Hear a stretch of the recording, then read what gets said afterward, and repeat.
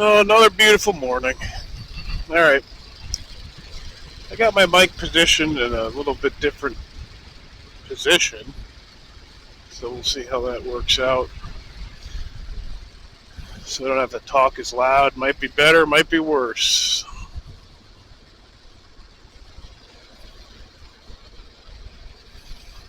7:36, Sunday morning, July 21st, I think. I'm gonna try to do a little fishing. Finally got out before 8 o'clock. Air is nice and cool.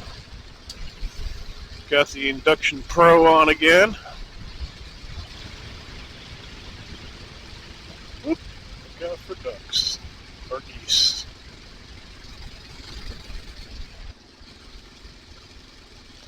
Remembered to bring my sunglasses this time. Turkeys! Watch out, turkeys. I used to hunt turkey and I stopped because I hunt around our property. And I think last year there were so many ticks. And turkeys eat a lot of ticks, so it didn't make sense for me to kill them. So now I leave them alone because I don't like ticks.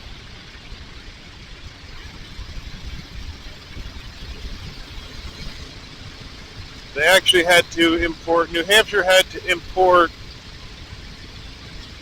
turkeys from Connecticut, which, if you know anything about Connecticut, is not surprising. There's so many turkeys in Connecticut. And in return, New Hampshire gave Connecticut pheasant, I guess. I don't know. I don't really understand that because there's not really a native population of pheasant. There's more grouse in New Hampshire. There's a lot of grouse, wild grouse, but not a whole lot of pheasant. Not a whole lot of anything because people hunt here like you wouldn't believe. And that's all great.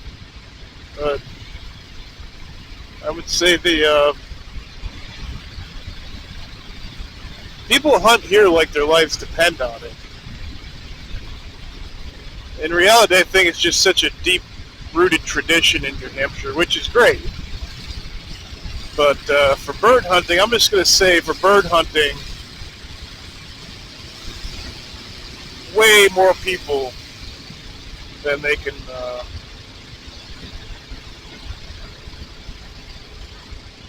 manage as far as pheasant. I mean, you go to these, if you like, I found out about one place, right? Because there's an area that a lot of people go to, really big area, nice area that they stock. And I went there a few times, and I stopped going there because there was just way too many people. And so I found out a friend of a friend works for the Fish and Game for New Hampshire. And I talked to him on the phone, and he told me of a little place here in town. So I was all excited. And the first couple of years I went there, it was great. There was nobody there. I was all to myself. And last time I went there, people found out about it. And it was just, there was people there. They would wait. This is the worst part, okay? New Hampshire does things, some things good and some things really bad. And one of the things they do that's really bad is they advertise the days that they're stocking. Now, given how serious people take their hunting in New Hampshire, what do you think happens? Well, they line up, they wait, they go there on the day they stock, and they wait until noon because that's the law, and they get right in on it. They call it, the locals call it put and take because they say they put the pheasant there and the people come and take them. That's pretty much what it is. It's awful. It's unsportsmanlike. It's just not fun. It's really embarrassing, to be honest with you, as someone who really enjoys the sport, the sport aspect of it. And it's not just people from New Hampshire. There's people that come out of state to take advantage of the stupid way that New Hampshire does it. So I'm not poking fun at the locals or anything like that. I mean, they come, I've seen them from all over, down south, not just Massachusetts, but mostly Massachusetts. So anyway,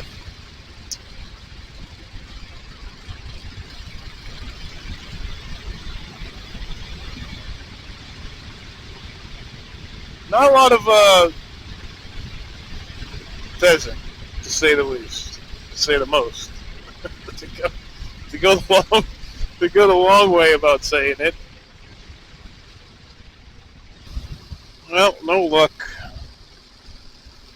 No bites. Nothing. Just a Super Mario sun beating down on me the whole time. Yeah, the sun in New Hampshire is very, very hot.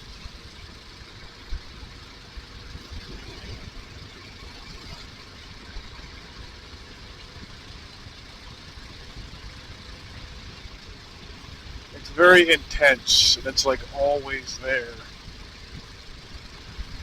Unless you're in the woods, obviously, but a lot of turkeys out. Maybe that's why there hasn't been a lot of ticks this year. Beautiful morning. Riding by the campground. Ah, crap, that was my road. Whenever I see the top of that roof, I think it's a lake. Jeez, I should go down here, because that's a fucking crappy turn. Nice.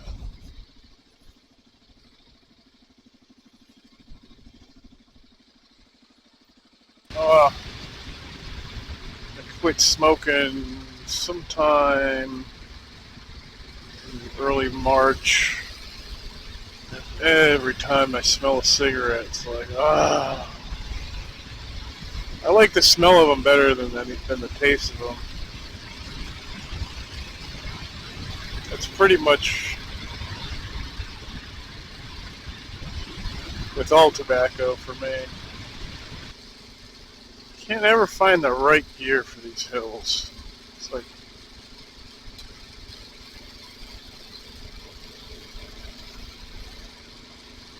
for 25 miles an hour or around that speed. I don't usually like to rip through populated roads, just out of consideration. But second gear revs too high, and third gear lugs going up the hills, trying to keep it around 25 miles an hour. Forget about it. Forget about it. Hey, yo, forget about it, huh? I don't have a lot to talk about this morning. It's a pretty boring morning. I feel like I've talked about everything. Really thirsty. Oh, they're drying that hay that they cut the other day. Hey, hey, hey. What do you say?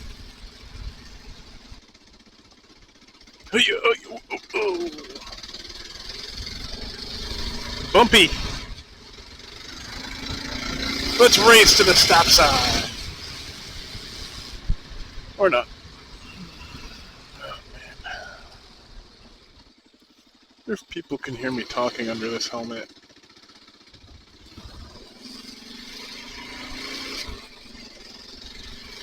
they can, that makes me look pretty weird. People are going to see how weird I am. Or here, there goes that weirdo that talks himself on the motorcycle. Beautiful view. Gotta keep my eyes on the road, though. I don't want to go home. It's not even 9 o'clock. I gotta find some other fishing spots. The real pull for me to go home every morning, and this is no joke. Well, it kind of is, because I do want to go home at some point, but not this early. But the major pull is to have a cup of coffee. I feel like I'm wasting the day though going home now. I gotta find some other fishing spots. I mean, there's tons of fishing spots. Don't get me wrong. I gotta find some other middle of nowhere fishing spots. This is the lakes region, after all. There's just water bodies everywhere. The vast majority of them are very populated. Oh my gosh. This is another person coming out, pulling out. Got a hidey hole. Gotta clean this visor. There's bug guts everywhere. Man, I don't want to go home. But I hate wandering around on the roads. Then I end up at a main road. I don't feel like going 65 miles an hour already. It's early in the morning before I've had coffee. Which reminds me of a conversation. Not a conversation, but I was reading some forums yesterday. And people comparing, the Tenere, the KLR, and the Africa Twin. If I were to ever get another bike, I would never buy a bike to replace the KLR, because the KLR is in a class all its own.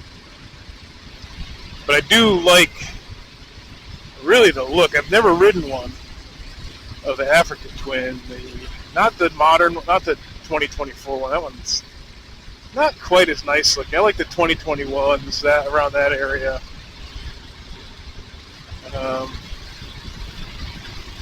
They were comparing, some guy on Reddit. I think it was Reddit.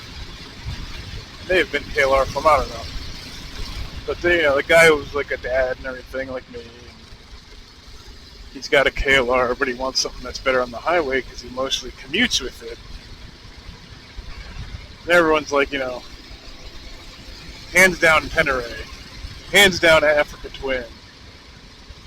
Someone said keep the KLR and wait for the new Trans Alp to come out, the Translap. And I wanted to respond, but the post was kind of old, so I didn't I might still respond. I think it was Reddit. I wouldn't consider any of those bikes for commuting, because it doesn't matter, what their overtaking power is, or their top speed or any of that stuff. What matters is the position that you're riding. And riding an upright that fast, from experience, it's not fun. So that would be my answer to that question. I would say if you're going to commute on a bike, get a freaking sport bike, like I did when I used to commute on a bike. I had a Ninja.